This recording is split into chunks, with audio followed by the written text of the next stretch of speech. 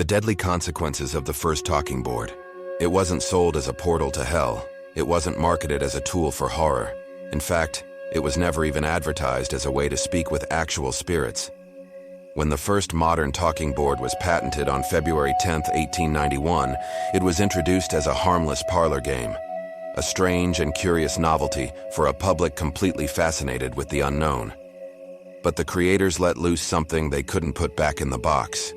The simple board, marked up with letters, numbers, and the words yes and no, was invented to give comfort to the grieving, but it quickly became a doorway to madness, obsession, and even murder. In March of 1930, a woman named Clotilde Marchand was found dead in her home in Buffalo, New York. It was no accident. She'd been bludgeoned with a hammer and knocked out with chloroform. The investigation didn't take long to uncover a bizarre conspiracy, one rooted in pure jealousy and superstition. The two women behind it, Lila Jimerson and Nancy Bowen, confessed that they got their motive from a message, one delivered through a talking board. The board told them that Clotilda was a witch and she had to be stopped. And this wasn't just some freak occurrence.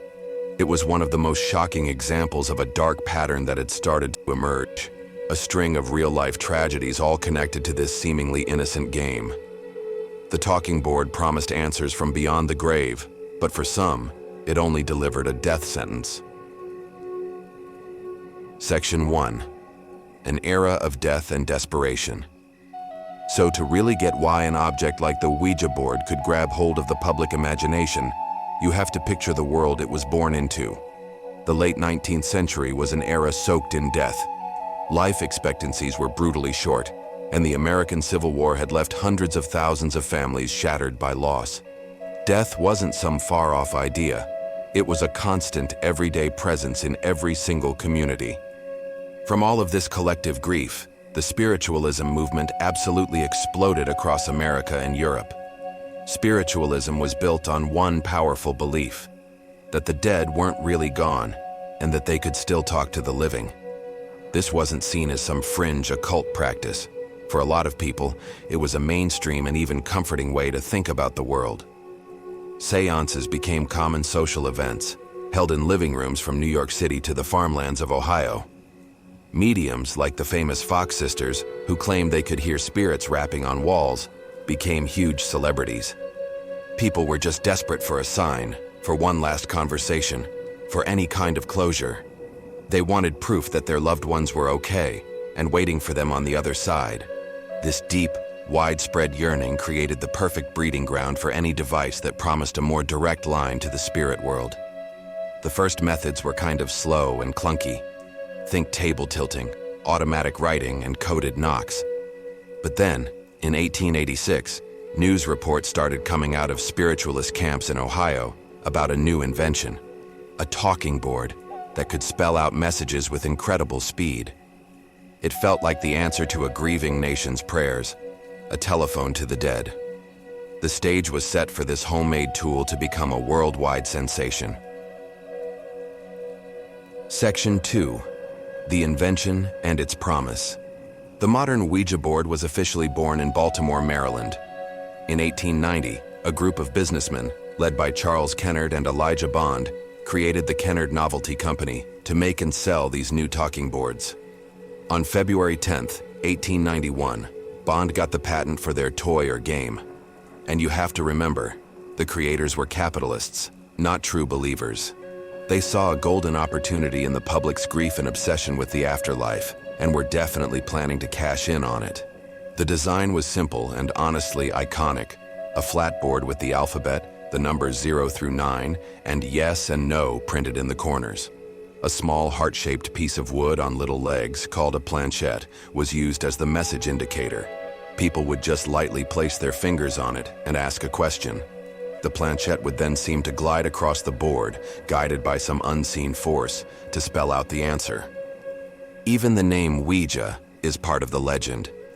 The story the creators always told was that they asked the board what it wanted to be called, and it spelled out O-U-I-J-A. When they asked what that bizarre word meant, the board supposedly replied, "Good luck." Of course, a more likely theory is that the name is just a mashup of the French and German words for yes Ouija and Ja. Whatever its name, the talking board was a hit right out of the gate. It was sold not just as a way to contact spirits, but as family entertainment. One of the first ads for it claimed it answers with an accuracy and speed that is simply marvelous and bewilders all who witness it. For a world that was desperate for connection, the Ouija board wasn't just a game, it was a glimmer of hope. It promised to finally bridge that silent, lonely gap between the living and the dead. But as millions of these boards made their way into homes, it became terrifyingly clear that not all spirits wanted to be friendly. Section 3. The Dark Turn.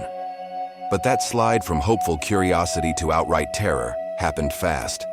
As the board's popularity exploded, so did the number of disturbing stories that came with it. Newspapers, which were once filled with heartwarming tales of reunions with long-lost relatives, started printing scary accounts of obsession, mental breakdowns, and horrifying crimes. One of the most unsettling early cases was reported by the New York Times in 1921. A Chicago woman was sent to a psychiatric hospital after her family said that Ouija board sessions had pushed her into a state of religious hallucinations. She claimed she was getting sermons from the spirit world, messages that became more and more demanding and strange, until they completely took over her life and her sanity. Then there was the murder of Clotilde Marchand in 1930. The case became a media circus, even being called the scandal of the century. Lila Jimerson was having an affair with Clotilde's husband, Henri, a sculptor who often used young Seneca women as models. To get her romantic rival out of the picture, Jimerson, who was also from the Seneca Nation, preyed on the beliefs of an older tribal healer named Nancy Bowen. Bowen's husband had recently passed away, and Jimerson used a Ouija board to convince the grieving widow that Clotilde Marchand was a white witch who had caused his death with dark magic. The board, which Jimerson was secretly guiding, told Bowen that she would be the next to die. Terrified, Bowen went to the Marchand home and killed Clotilde, thinking she was stopping a powerful evil witch. Both women were later convicted of manslaughter. And these weren't just isolated incidents. Stories started piling up of hauntings that began right after Ouija sessions, of users who developed crippling paranoia, and of messages that predicted death with chilling accuracy. People reported planchettes flying off boards, voices echoing in their empty homes, and that creepy, lingering feeling of being watched by something evil. The board that promised good luck was now being seen by many as a cursed object, a key that unlocked doors that were never, ever meant to be opened. Section 4. The Legacy of Fear. For decades, the Ouija board held this weird place in our culture, somewhere between a fun parlor game and a forbidden occult object. Then, in 1966, the board game giant Parker Brothers bought the rights. The very next year, Ouija outsold Monopoly, cementing its place as a mainstream American product. But its final transformation into a true icon of horror came in 1973 with the release of the film The Exorcist. The movie features a now infamous scene where a young girl named Regan starts talking to a spirit she calls Captain Howdy through a Ouija board. This seemingly innocent game becomes the gateway for a violent demonic possession that terrified audiences all over the world. Almost overnight, the Ouija board wasn't just a spooky game anymore. It was a direct line to the devil. Mainstream Christian groups, which had always been a little suspicious, started putting out serious warnings, calling the boards tools for satanic rituals and gateways to possession. Some religious groups even held public Ouija board burnings. Science, of course, has a much more boring explanation for the board's mysterious movements: the ideomotor effect.